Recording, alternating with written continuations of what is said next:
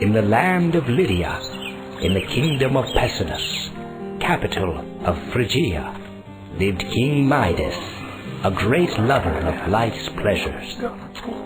He spent much of his time admiring the many earthly bounties of his rich kingdom, and took a particular delight in his beautiful rose garden. One day, Midas's kingdom had a most unusual visitor, Silenus, satyr.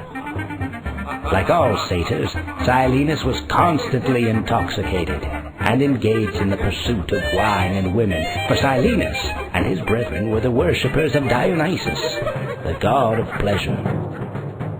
After one of his many drunken revelries, Silenus became groggy and slept in King Midas's rose garden. Midas recognized him as a child of Dionysus and offered Silenus his hospitality. Silenus accepted and was entertained for 5 days and 5 nights in the king's plush palace.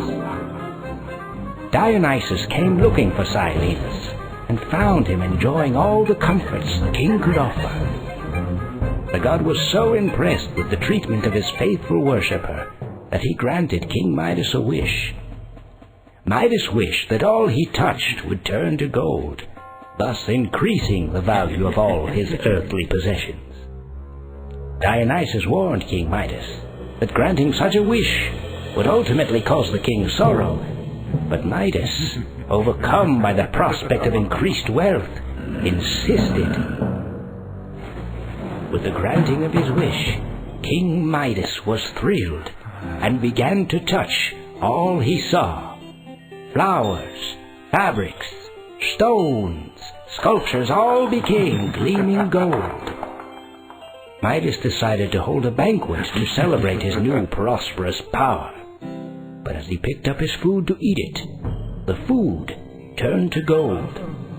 When he tried to quench his thirst, his wine turned to liquid gold in his mouth. Distraught, he called for his daughter to comfort him. But when she tried to embrace her father, Midas's loving touch turned her from his beautiful daughter into cold gold. Desperate, King Midas pleaded with Dionysus to deliver him from his golden touch. The god told him to wash his hands in the river Pactolus to wash away his terrible power. King Midas did as he was told, and thus gave his gift to the river.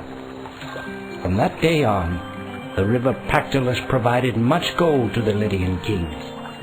The region was wealthy forevermore.